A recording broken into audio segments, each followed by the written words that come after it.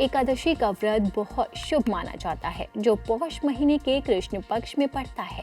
इस साल ये 15 दिसंबर को मनाई जाएगी। इस दिन भगवान विष्णु की पूजा का विधान है।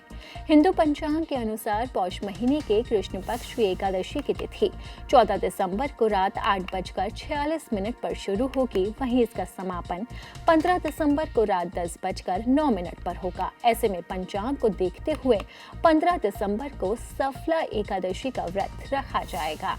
धार्मिक ग्रंथों के अनुसार इस दिन भगवान शिव की पूजा और शिवलिंग पर जलाभिषेक करने का बड़ा महत्व है।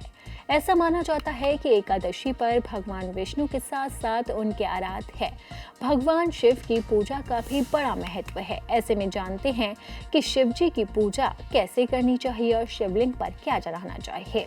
बेलपत्र भगवान शिव को सबसे प्रिय है। ऐसे में एकादशी के दिन शिवलिंग पर 11 या 21 बेलपत्र चढ़ाएं। ऐसा करने से भगवान शिव जल्द खुश होते हैं और घर के दरिद्रता का नाश होता है। गन्ने या गन्ने का रस जीवन में मिठास, सुख और सफलता का प्रतीक है। कहा जाता है कि सफला एकादशी पर गन्ने के रस से शिवलिंग का अभिषेक करने से व्यक्ति को कार्य क्षेत्र में बड़ी सफलता प्राप्त होती है।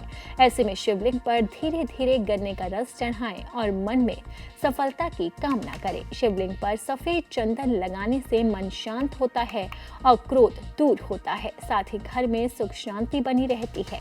ऐसे में शिवलिंग पर चंदन का लेप जरूर लगाएं। सफलता एकादशी पौष महीने के कृष्ण पक्ष में आती है। ऐसे में इस दिन तिल का दान जरूर करें। काले तिल का दान और शिवलिंग पर इसे चढ़ाने से शनि दोष शांत होता है। ऐसे में जल में काले तिल मिलाकर शिवलिंग का अभिषेक करें या तिल को सीधे शिवलिंग पर अर्पित कर दें। अखंडित चावल समृद्धि और पूर्णता का प्रतीक है। ऐसे में शिवलिंग पर एक मुट्ठी अक्षत अर्पित करें। ऐसा करने से जीवन में कभी भी अन्न की कमी नहीं होती। व्रत से एक दिन पहले दशमी तिथि की शाम को सात्विक भोजन करें। एकादशी की सुबह स्नान करके हाथ में जल लेकर व्रत का संकल्प लें। भगवान विष्णु की प्रतिमा स्थापित करें। उन्हें पीले वस्त्र, पीले फूल और तुलसी दल अर्पित करें। विष्णु सहस्त्र नाम का पाठ करें। केला, मिठाई और पंचामृत का भोग लगाएं।